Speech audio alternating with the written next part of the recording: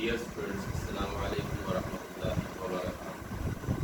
तो जैसे कि आप जानते हैं कि हम जो चैप्टर डिस्कस कर रहे हैं उसका नाम है some basic concepts of chemistry. इल्म कीमिया के कुछ बुनियादी तसव्वुरात कि जिनके बगैर हम इल्म कीमिया को समझ नहीं सकते। ठीक है ना। इसी ज़िम्न में हमने मुख्तलिफ चीज़ें देखी।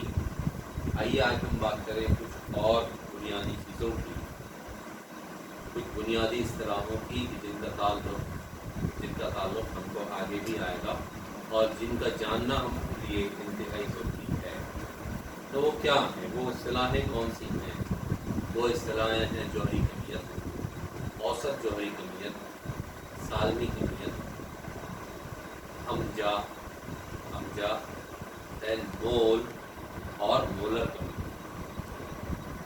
तो जो इस्तिलाहें हैं, टर्मिनोलॉजी है, तो क्या है? दे आर जौहरी कमियत, औसत जौहरी कमियत, हमजा, सालमी कमियत, ठीक है, देन मोल और मोलर कमियत। तो जौहरी कमियत को हम अंग्रेजी में एटॉमिक मास कहते हैं। एटॉमिक मास, ये इस्तिलाहें बिल्कुल याद रखिएगा और अंग्रेजी की इस्तिलाहें तो आपको ख़ास तौर से याद रखना है। ठीक है, साइंटिफिक टर्म इंग्लिश की जो है वो आपको ख़ास तौर से ज़हन नशीन रखना है, क्योंकि आगे हम भले ही उर्दू की टर्मिनोलॉजी का हम इस्तेमाल कम करेंगे, लेकिन अंग्रेज़ी की टर्मिनोलॉजी हम ज़्यादा इस्तेमाल करेंगे, क्योंकि आप फर्दर एजुकेशन आपको जो है, ठीक है, उसमें उसी का आपको काम आएगा।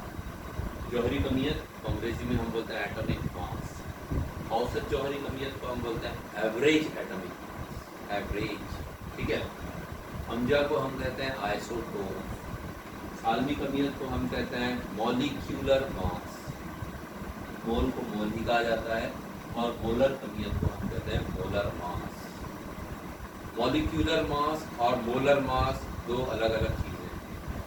मॉलिक्यूलर मास मतलब सालमी कमियत और मोलर मास यानी मोलर कमियत, एक मोल की कमियत। ठीक है, क्या है ये हम इंशाल्लाह आगे बात करें ना। जैसा कि हम जानते हैं कि कोई भी उनसर जो है, या अगर हम देखें जो मुरक्कब जो खालिस अशिया होती हैं, हमने मादे की क्लासिफिकेशन, उसकी दर्जेबंदी हमने मादे की देखी है कि उसे दो हिस्सों में क्लासीफाई किया गया है, खालिस अशिया और मिक्सचर आमेज़े में। तो जो खालिस अशिया होती हैं वो या तो उनसर की शक्ल में होती है या फिर मुरक्कब की शक्ल में होती है। तो मुरक्कब को हम मज़ीद सादा अशिया के अंदर यानी अनासिर में तकसीम कर सकते हैं, ये चीज़ हम वाज़े कर चुके हैं पहले।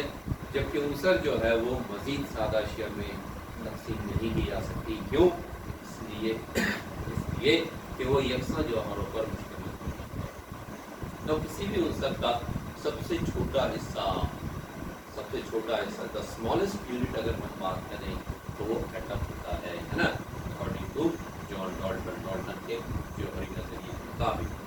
तो सबसे छोटा हिस्सा एटम होता है, और atom is the word came from atomio, the word atomio, the meaning of which is invisible.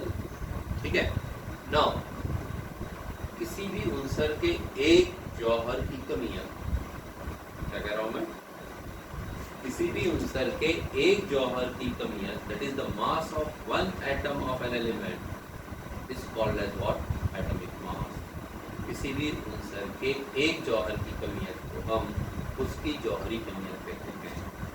तो जौहरी कमियत अगर हम ग्राम में देखें, ठीक है, ग्राम में अगर हम देखें तो किसी भी उनसर के जौहर की कमियत को गिनना या उसकी पैमाइश करना इंतहाई मुश्किल होता है। मास स्पेक्ट्रोमीटर के ज़रिए उसकी पैमाइश की जाती है। मिसाल के तौर पर अगर हम बात करें कि एक हाइड्रोजन जौहर की कमी है ना, हाइड्रोजन का जौहर एक ऐसा जौहर है जिसके मरकज़ी के अंदर एक प्रोटॉन पाया जाता है, मदार में एक इलेक्ट्रॉन पाया जाता है, एंड न्यूट्रॉन इज एब्सेंट। अगर हम उसके आइसोटोप प्रोटियम की बात करें, ड्यूटेरियम और ट्रिटियम, जिनकी मिकदार रिलेटिव अबंडेंस जिनका जो है परसेंटेज, उनका ऑकरेंस, परसेंट ऑकरेंस अगर हम उनका देखें बहुत कम होता है, उनमें ही वो पाया जाता है। लेकिन मेजॉरिटी ऑफ द आइसोटोप जो है प्रोटियम, उसमें न्यूट्रॉन नहीं पाया जाता है। तो अगर हम एक हाइड्रोजन की कमियत की बात करें, लुक एट द बोर्ड, तो तो वो आती है 1.6736 × 10⁻24 ग्राम।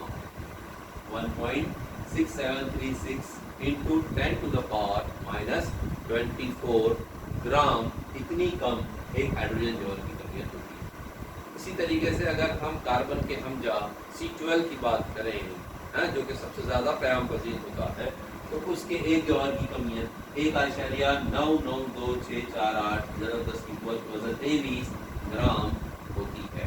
ठीक है, तो किसी भी अंसर के एक जौहर की कमियत अगर हम देख रहे हैं तो इसका मतलब ये है कि हम क्या कर रहे हैं, हम उसकी जौहरी कमियत देख रहे हैं, मतलब हम उसकी जौहरी कमियत की बात कर रहे हैं। तो चूँकि ग्राम में ये जो मिक़दार दी गई है ये समझना दुश्वार गुज़ार होता है, इसलिए उसको ज़ाहिर किया जाता है, एटॉमिक मास को ज़ाहिर किया जाता है एक नई इकाई के ज़रिए, एक नई टर्म के ज़रिए, जिसको हम बोलते हैं एटॉमिक मास यूनिट। क्या कहते हैं उसको? ध्यान में रखिए, एटॉमिक मास यूनिट, जौहरी कमियती इकाई। नाउ जौहरी कमियती इकाई क्या है? जौहरी कमियती इकाई यानी एक एटॉमिक मास यूनिट क्या होती है? ये बराबर होती है the mass exactly equal to 1/12 of the mass of carbon 12 atom। यानी एक कार्बन 12 एटम के कमियत के 1/12 गुना को ना उसकी हम एक जौहरी कमियती इकाई यानी एक AMU कहते हैं। तो अगर हम देखें कि भाई एक AMU का ग्राम में कन्वर्शन कितना होता है, कि एक एटॉमिक मास यूनिट को ग्राम में कितनी होती है, तो इस तारीफ को हम इस्तेमाल करते हैं। ठीक है ना, चूँकि एक कार्बन 12 जौहर की कमियत, कार्बन 12 मतलब कार्बन का एक आइसोटोप है। आइसोटोप किसी उनसर के ऐसे मुख्तलिफ जौहरों को हम कहते हैं, शाबाश, है ना, चूँकि उनसर एक है इसलिए जौहरी अदद उसका वही रहेगा, लेकिन उनकी जो कमियतें हैं, जो कमियत अदद है वो कैसा रहेगा, अलग अलग होता है। तो they are called as what? Isotope. तो कार्बन के 3 आइसोटोप हैं, हम बात करेंगे आगे। एक कार्बन 12, कार्बन 13 और कार्बन 14, C12, C13 और C14। तो C12 सबसे ज़्यादा मिकदार में पाया जाता है, सबसे ज़्यादा मिकदार में और सबसे ज़्यादा स्टेबल होता है, इसलिए ही एटॉमिक मास यूनिट को जोड़ा गया है ऐसे कार्बन 12 एटम से। ये बात ध्यान में, ठीक है। तो एक कार्बन 12 जौहर की कमियत 1.992648 × 10⁻23 ग्राम होती है। तो जब हम एक एटॉमिक मास यूनिट को कन्वर्ट करेंगे ग्राम में, तो 1 एटॉमिक मास यूनिट बराबर क्या कहा गया, 1/12 यानी 1/12 into the mass of carbon 12 atom. Mass of carbon 12 atom कितना है? 1.992648 और जब इसको हम हल करेंगे तो हल करने के बाद उसका जवाब आता है ना 1.66056 ज़रा 10⁻24 ग्राम। इसीलिए आपने देखा कि गुज़िश्ता लेक्चर्स में अगर आप वीडियो देखेंगे 2 दिन पहले के, तो उसमें ये रिलेशन दिया गया है कि 1.66056 ज़रा 10⁻24 ग्राम बराबर का होता है एक एटॉमिक मास यूनिट के। तो वो किस लिहाज से आया? वो इस लिहाज से आता है।